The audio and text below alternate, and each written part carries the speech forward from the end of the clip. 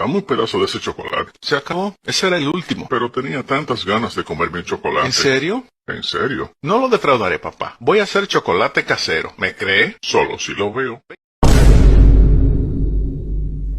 Hola y bienvenidos una vez más a un nuevo video en el canal de Reps. Y así es, gente, muchachos, tenemos una reseña rapidita, así como la de Intensamente, pero esta vez con una serie de superhéroes, la mejor serie de superhéroes que yo he visto. Esta vez reseñamos la cuarta temporada de The Boys, la cual para mí no disminuyó el nivel, no decayó, no es una mala temporada ni todo lo que están diciendo, que la mayoría son comentarios negativos. Así que vamos a defenderla en este video. Así que iniciemos lo más pronto posible, o sea ya. Oi, Huey. Homelander done killed me wife and took me bloody son. Womp womp. Una de las primeras cosas que se criticó de la temporada fue el cambio abrupto de Frenchie, de que tuviera ahora un novio. O sea, de que ahora lo que veníamos construyendo, que era que Frenchie y Kimiko eran la pareja, resulta que ahora es bisexual. Y esto le molestó a mucha gente, le molestó demasiado. O sea, es como si les hubieran, no sé, quitado la esencia del personaje, la esencia del desarrollo del personaje y de la pareja con Kimiko. Lo cual entiendo.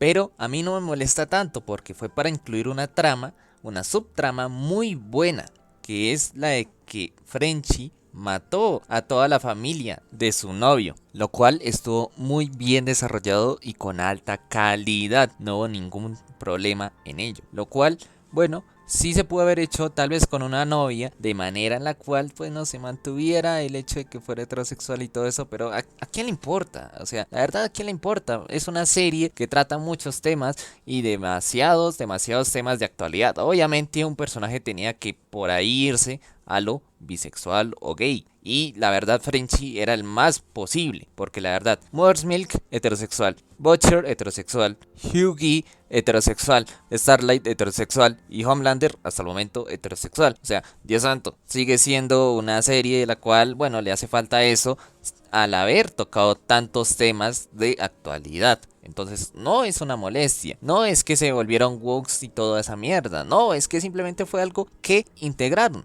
Y que no debe molestar tanto, simplemente es un tema que metieron para una subtrama, una buena subtrama, que ayudan a desarrollar a un personaje al cual le faltaba desarrollar un poco más su pasado. Y que con el capítulo final nos demuestra que también sirvió para desarrollar la pareja con Kimiko. O sea, fundamental. Por eso es que a mí se me cae como argumento en contra de esta temporada. Oi, Huey. Homelander done killed me wife and took me bloody son. Womp womp. Para mí, la temporada no inicia lenta, ni aburrida, ni demora en arrancar. La verdad, inicia con la falsificación de las muertes en el disturbio de los Starlighters, lo cual está muy bien. La introducción de Sage es fundamental. Es un personaje que cambia la historia de la serie por completo. En estos inicios de temporada lo que se hace es cimentar y poner las bases para lo que se viene después. Y la verdad no está hecho de una manera lenta, ni es aburrida. ¿Por qué? Porque bueno, no sé si es que ustedes ya son muy edgys o ya pasaron de ser wholesomes y ahora ver muertos y ver escenas sexuales y ver todo tipo de contenido más 18 no les afecta y les parece aburrido o no sé, tal vez les parece muy vainilla y requieren algo más fuerte, no sé. Pero para mí, igual de disfrutable e igual de raro y extraño como lo es The Boys en todas sus anteriores temporadas. Me pareció que manejaba un buen ritmo. El ritmo no era agotador y la verdad cada que terminaba un capítulo yo sí quedaba con ganas de ver más. No porque el capítulo en sí me quedara de ver, sino porque yo, pues obviamente como espectador, quedo enganchado y quiero ver más. Por ende, para mí no es un argumento sólido decir que esta temporada es lenta y aburrida, porque la verdad tiene los mismos contenidos de siempre. Contenido gore explícito, contenido sexual explícito, muchas cosas explícitas que obviamente hacen que el espectador se enganche y diga, Dios santo, ¿qué pasó acá? ¿Qué ¿qué les pasa en la cabeza? Tal cosa, ¿sí? Entonces es muy difícil que para mí el argumento de no, esta temporada inicia lenta y aburrida, es muy mamona, no es como las anteriores, para nada, muchachos. Oi, Huey. Homelander done killed me wife and took me bloody son. Womp womp. Creo que todos estamos de acuerdo que el GOAT de esta temporada, el que la acarrea, es A-Train. Pasó de ser uno de los personajes más odiados a uno de los más queridos. Todo por un gran arco de redención, muchachos. Es que lo que hizo en toda esta temporada, todo lo que ayudó, todo lo que se esforzó, todo lo que se arriesgó, no tiene nombre. ¿Y cómo lo hicieron? ¿Cómo lo escribieron? ¿Cómo lo actuaron? ¿Cómo lo hicieron? Absolutamente todo fue genial. Estuvo muy bien y a un nivel de alta calidad. La verdad, la escena en la cual deja a Mother's Milk en el hospital y lo ve un niño, y el niño sonríe de verdad, y A-Train por fin se siente como un héroe por primera vez en su vida. Eso es genial, Dios santo. Peak escena, una de las mejores escenas de toda la serie, que tal vez no se podía mejorar, pero sí se mejoró, porque luego cuando charla con Mother's Milk lo mejora muchísimo.